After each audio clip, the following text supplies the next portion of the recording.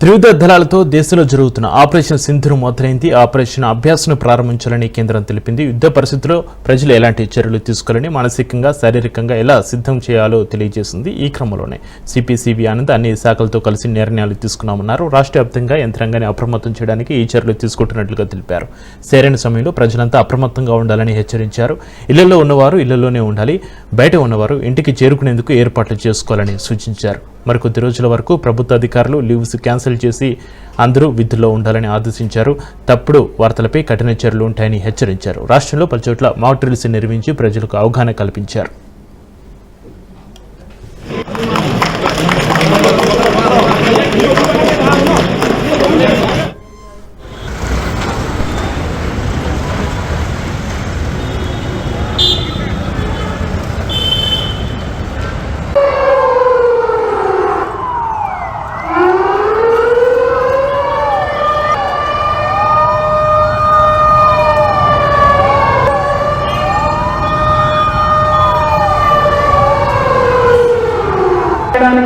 కొంతమంది అధికంగా పంపిస్తున్నారు కాబట్టి అలాంటి ఎవరు కూడా చేయకూడదు. ఆపరేషన్ సింధూర్ అనే పేరు పైన వైమానిక, ఆర్మీ మరియు అన్ని రంగాల్లో కలుపుకొని ఆపరేషన్ సింధూర్ అనేది లాంచ్ చేయడం జరిగింది.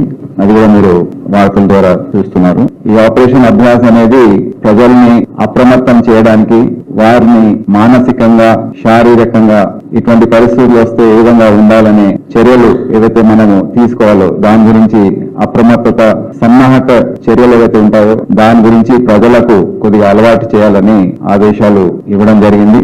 ఈ మాక్ డ్రిల్స్ ఏవైతే చేపట్టాలో దాన్ని ఏ విధంగా చేయాలి, ఏమేమి చేయాలి అనేది నిర్ణయించి ఈ రోజు ఉదయం కూడా ప్రాక్టీస్ పరంగా 4 ప్రాంతాల్లో జిహెచ్ఎంసీ పరిధిలో వచ్చే 4 ప్రాంతాలను ఎన్నుకొని అక్కడ ఇప్పుడు 1 గంట సేపట్లో 4 గంటల నుండి ఈ మాక్ డ్రిల్ అనేది ప్రారంభమవుతుంది. అయితే దీనికి సంబంధించిన వివరాలు రాష్ట్ర ప్రభుత్వాన్ని మొత్తం కూడా యంత్రాంగాన్ని అప్రమత్తం చేయడానికి ముఖ్యమంత్రి గారు రేవంత్ రెడ్డి గారు ఈ రోజు ఉదయం అన్ని డిపార్ట్మెంట్ ఆఫీసర్స్ తో ఒక మీటింగ్ ఏర్పాటు చేసి అందరి దగ్గర వివరాలు తీసుకొని అప్రమత్తంగా ఏ విధంగా ఉన్నారు, ఏమేమి చర్యలు తీసుకుంటున్నారని సుదీర్ఘంగా వారు తెలుసుకున్నారు. సరిగ్గా 4 గంటలకు ICCC ఏదైతే కోఆర్డినేషన్ సెంటర్ గా వ్యవహరిస్తుందో ఇక్కడి నుండి ఒక మెసేజ్ ఇవ్వడం జరుగుతుంది. ఈ ప్రాంతం మొత్తం జిహెచ్ఎంసీ ప్రాంతంలో అక్కడ సైరన్స్ మోగుతాయి. అంటే వార్ సైరన్స్ అనేది దాదాపు 55 సంవత్సరాల తర్వాత దాని వాడకం అనేది ఇప్పుడు అవసరం పడింది కనుక సరైన స్థాయిలో అందుబాటులో లేనందువల్ల police patrol vehicles, traffic mobiles, industrial sirens ఏవైతే అందుబాటులో ఉన్నాయో అన్ని కూడా ప్రతి జంక్షన్ లో వారిని స్టేషన్ చేసి 2 నిమిషాల పాటు ఈ సైరన్ అనేది మోగుతుంది. సైరన్ మోగిన సందర్భంలో ప్రజలు ఏ విధంగా వ్యవహరించాలి అనేది వారిని కొద్దిగా మెంటల్ గా, మానసికంగా ఈ సన్నాహక చర్య అనేది తీసుకోవడం అనేది దీని ఉద్దేశం. ఏ విధంగా జాగ్రత్తలు తీసుకోవాలనే ఉద్దేశంతో ఈ రోజు మాక్ డ్రిల్ నిర్వహిస్తున్నాము.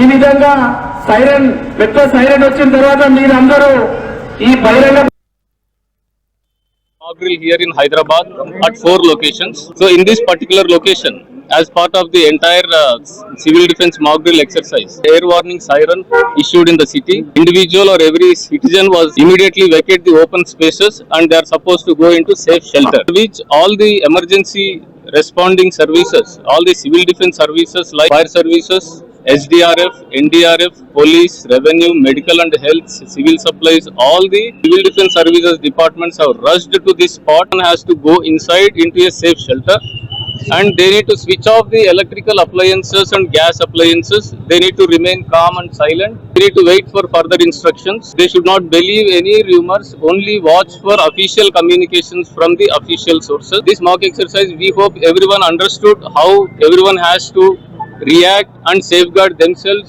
infrastructure and properties in case of any emergency. ప్రధానమంత్రి నరేంద్ర మోడీ గారు చాలా మంచి ఇనిషియేటివ్ తీసుకున్నారు. దేశవ్యాప్తంగా 249 కేసెస్లలో 4 గంటల మాక్ డ్రిల్ చేయడము చాలా మంచి పని. ఎందుకంటే ఈ జనరేషన్ యువతకు అండ్ ప్రతి ఒక్క సిటిజన్కి కూడా తెలియాలి.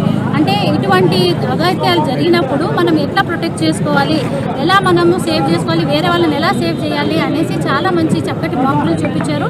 ఇందులో దాదాపు 12-14 డిపార్ట్మెంట్స్ కూడా అందరూ సపోర్ట్ చేశారు. సో చాలా మంచి అంటే యువతకు ఏంటి అనేది తెలిసింది. 1971లో ఎప్పుడో మాక్ జరిగినప్పుడు మనం అందరము లేము, సో అప్పుడంతా చిన్నపిల్లలం. ఇప్పుడు ఈ తరానికి ఇవన్నీ తెలియాలి కాబట్టి ఆఫ్టర్ 50-55 ఇయర్స్ ఇటువంటి మాక్డ్రిల్తో దేశవ్యాప్తంగా ప్రతి ఒక్కరికి కూడా చాలా మంచి అవగాహన వచ్చింది. అండ్ దీనివల్ల ప్యానిక్ అవ్వకుండా మనము ఇట్లాంటి సంఘటనలు జరిగినప్పుడు సైరన్తో అలర్ట్ ఉండి ఎలా ప్రొటెక్ట్ కావాలి, ఎలా ప్రొటెక్ట్ చేసుకోవాలి, దానికి చుట్టుపక్కల ప్రికాషన్స్ ఏం తీసుకోవాలి, వేరే వాళ్ళకి ఎలా హెల్ప్ చేయాలి అనేది